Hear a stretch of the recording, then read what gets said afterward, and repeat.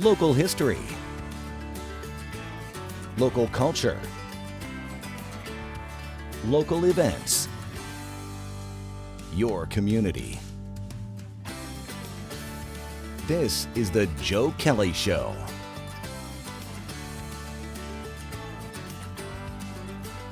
And welcome to the show, everybody. Thanks for joining us. Our guest is Sue Litera. She is the CEO, president of the United Way of Mohawk Valley, and they've got a lot of stuff going on down there these days. They're in the midst of their annual campaign. We'll talk about that. We'll talk about a special telephone number and all sorts of other things. But before we do any of that, we're going to say welcome. Good to see you. Thanks for having me, Joe.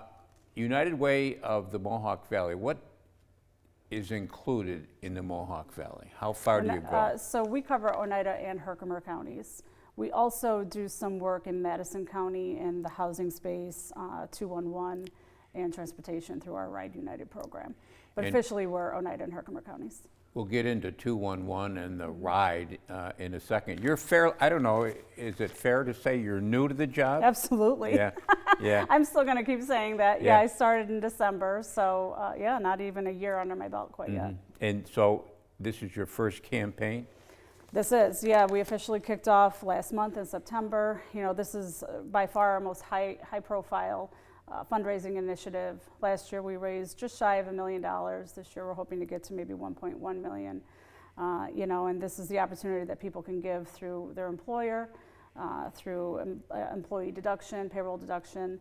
And really what we need to do is we need to get in person in companies again. I think that during COVID, obviously we couldn't, and we are getting back face to face, and presenting, doing those workplace presentations in person. I remember many, many years ago when I was just starting out, I worked at General Electric, and the first thing they asked me, I think it was on the first, it was still in where you were filling out all your paperwork. Yep. Do you want to contribute to the United Way? Yeah. I'm not sure it was called the United Way then, but whatever it was called, they would ask you, and you could put from a very small amount to a very generous donation. Absolutely, and I think, people, funny you mentioned about General Electric, both of my parents worked there and talked about that, actually, about the employee deduction there. And every amount matters.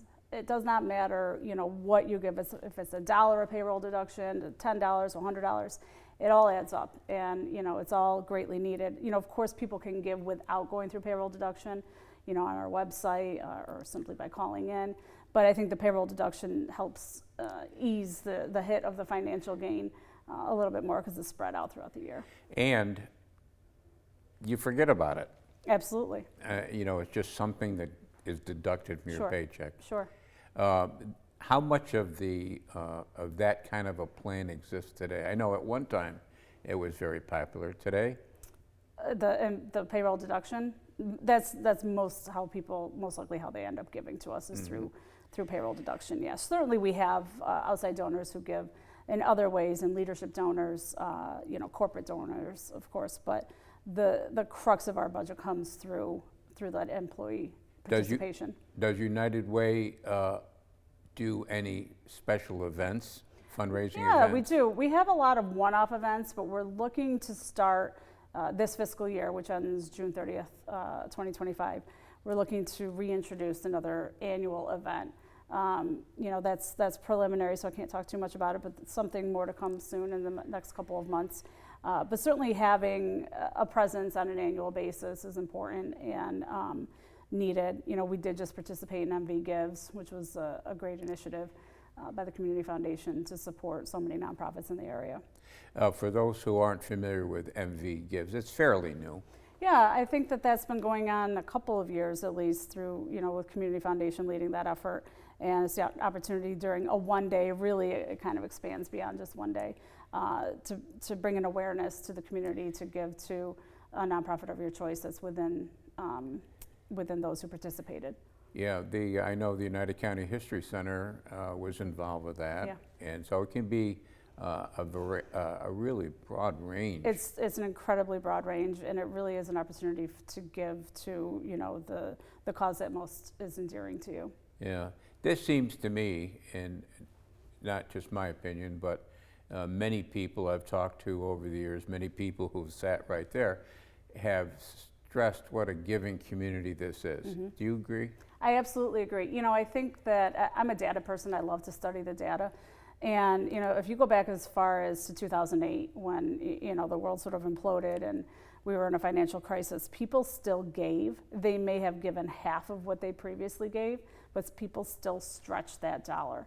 And that's still occurring today, even though, you know, you go to the grocery store and things are more expensive, and people are still giving, and they may just have to scale back, but they're not stopping in that initiative. This community is one that understands the needs of its fellow community members and really steps up for that. What did COVID do to your world of nonprofit?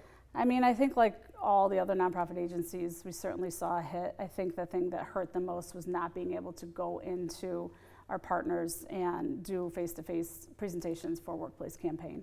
We still were supported through that, but it's much more difficult to do it over Zoom versus, you know, in front of a group of people, and to really explain why the need is there, and how we support the community. You know, United Way supports 1 in 3 people in our 2 counties, which is significant. You know, we're really able to cast that net really wide to support many, many people. And is there ever been a study that's been done or research that's been done that talks about the number of people? Yeah, I think so. I don't have that right off the top of my head right now, but, you know, I do know if we look at, you know, the number of people in Oneida and Herkimer counties, and you know, 1 out of every 3 is being supported. It is a significant number. When we come back, we need to talk about how the money that you raise is spent, and how people get to be part of United Way of the Mohawk Valley. Sue Litera is our guest. We're talking about United Way of the Mohawk Valley. Short break, right back.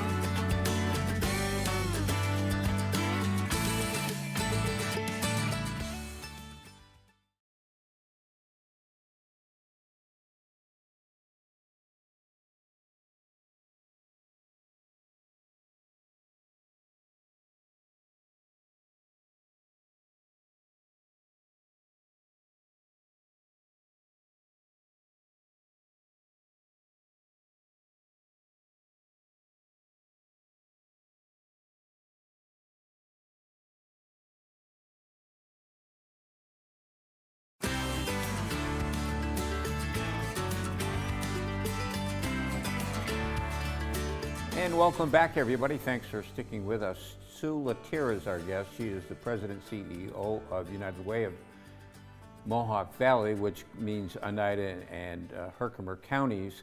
And we're going to call her new to the job. She's been there since December, but stay new as long as you can, because that way, if you can't handle so well, I'm new to the job, you know. So I think I've got a few more months for that, but I think that's going to wear off pretty soon. Well, yeah.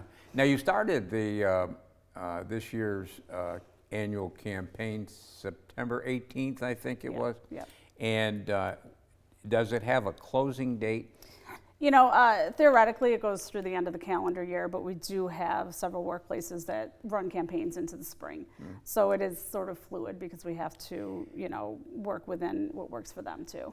And are you getting any indications so far, or is it too early to see how things are going? I mean, financially, it's a little early to make a prediction, but in terms of the number of companies that are involved and engaged, we're right on par with where we should be. That's not to say we don't need and don't want new companies to get involved. That's really part of what I want to talk about is getting those newer companies involved, and, you know, those companies who want to make an impact in their community and impact those 1 in 3 people to reach out to us and let us come and talk to them.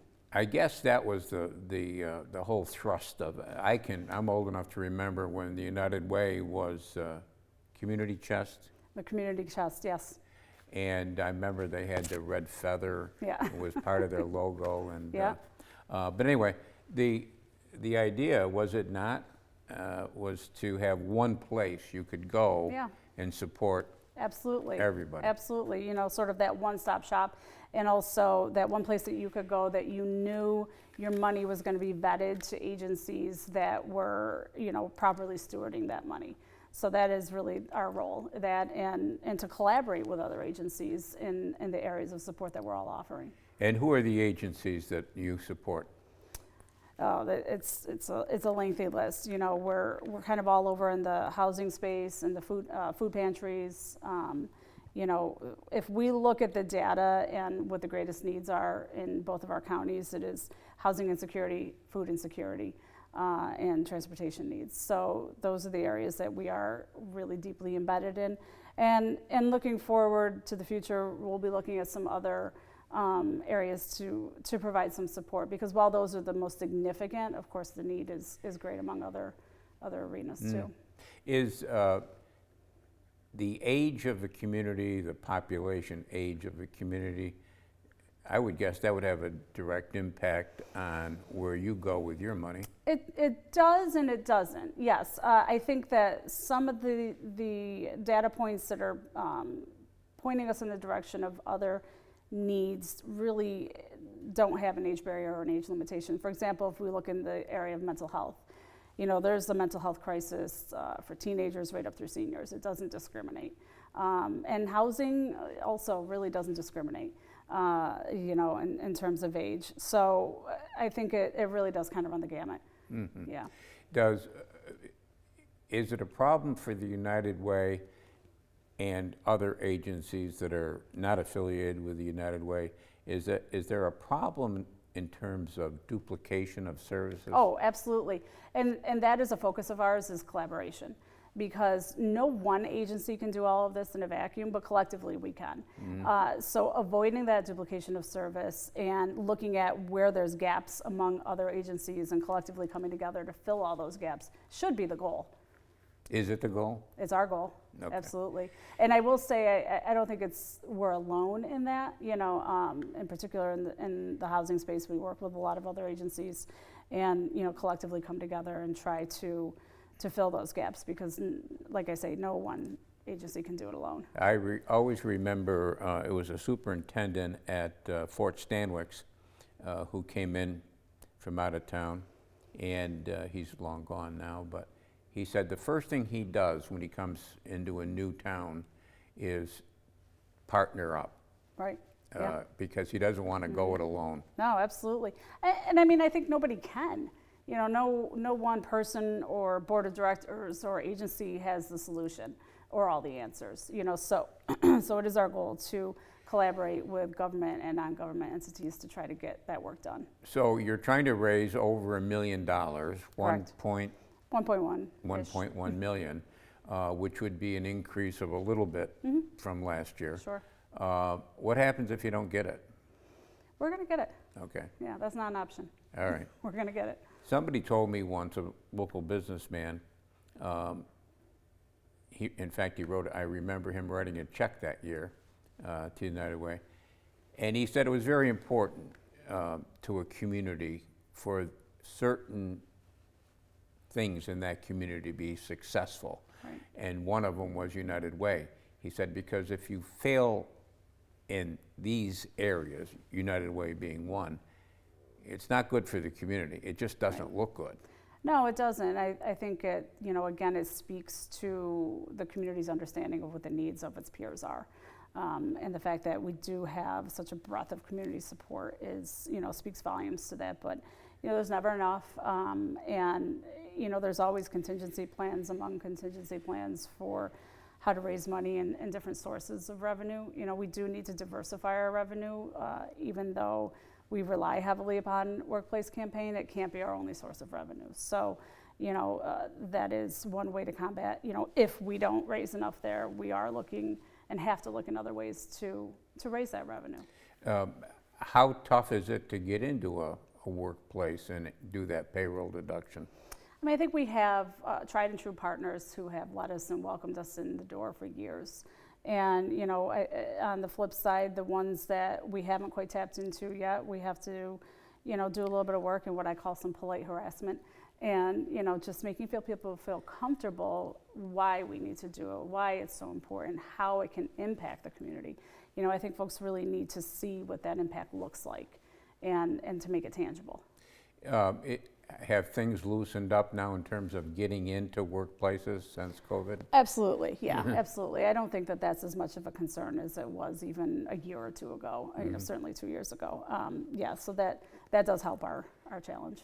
And my recollection is from those old years ago with GE was that every year they had a campaign within a campaign. Yeah. And they would say, well, last year you gave 25 cents a week or whatever it was. Sure. Would you consider upping it this year? Sure. I think the most successful campaigns are the ones that make it fun. So we have companies where interdepartmentally they'll create challenges and competition. People love competition. And, say one department beats another for that month, and, maybe they have a pizza party or something like that. So, we try to encourage them to make it fun. We go in and give them ideas and suggestions to make it fun, because, and like I say in particular, once you make it a competitive spirit, people really seem to enjoy that more. And I'm just trying to think back, so long ago my memory is faded, but my recollection was that GE actually rewarded you somehow. I can't remember what the reward was, but they had incentives out there for people to get in and to up it every year. Yeah, absolutely. That does help. Anytime, depending upon if you meet a measurable goal or exceed a goal, that the company is willing to give some kind of reward, it helps. We can't obviously dictate what that would be. We can give some ideas, but yeah, that absolutely helps. When we come back, let's talk a little bit about the tornado relief that United Way is doing, and that telephone number 211, I think it is, yes? Yes. Okay. Sue Litera is our guest. She's President CEO of United Way of the Mohawk Valley. Short break. Right back.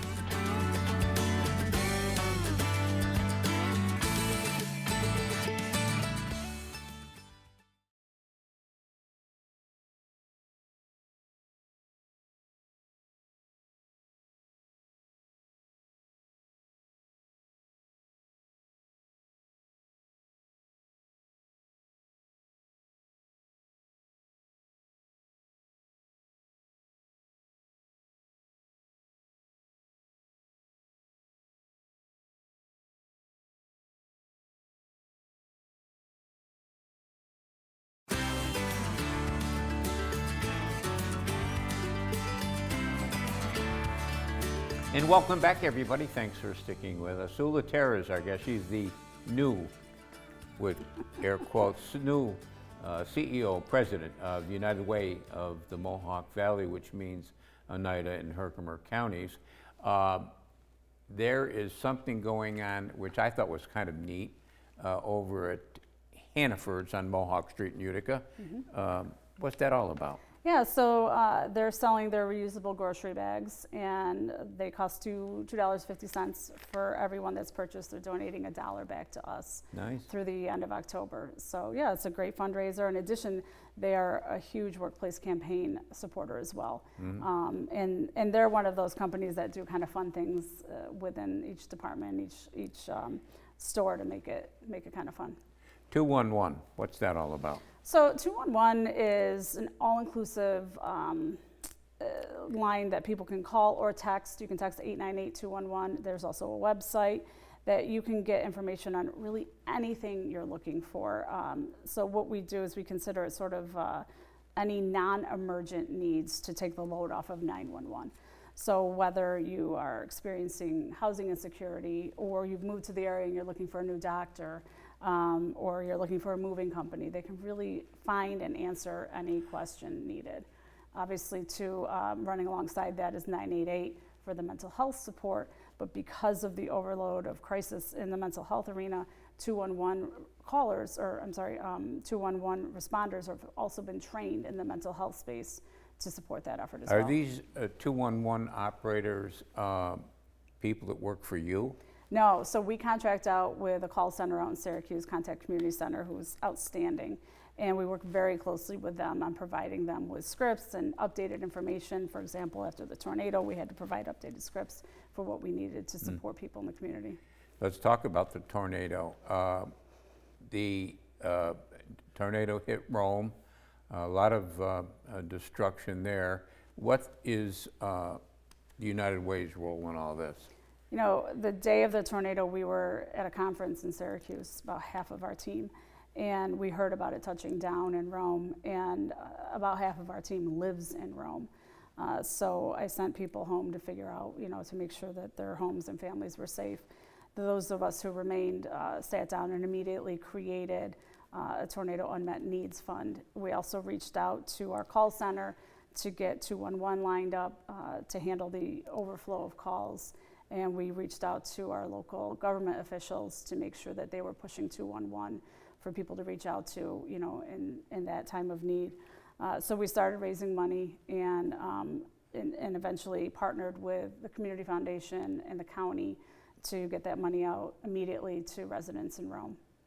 And is this an ongoing, somebody told me who lives in Rome, said that a lady, she said the thing that I worry about is that, this was a week or so after the tornado hit, she said all the focus is on us now, Right. but what I worry about is that as time goes by, other things come into play. Sure. And they'll forget about us. Yeah, no, I think that's a valid point. You know, we are running volunteer initiatives through the end of December. They're called Days of Action. Every month we have a different initiative that we're running. All of ours are focused in the Rome area and on the Rome area, whether it's support with cleanup or backpacks to kids. You know, we're deeply focused on the Rome area.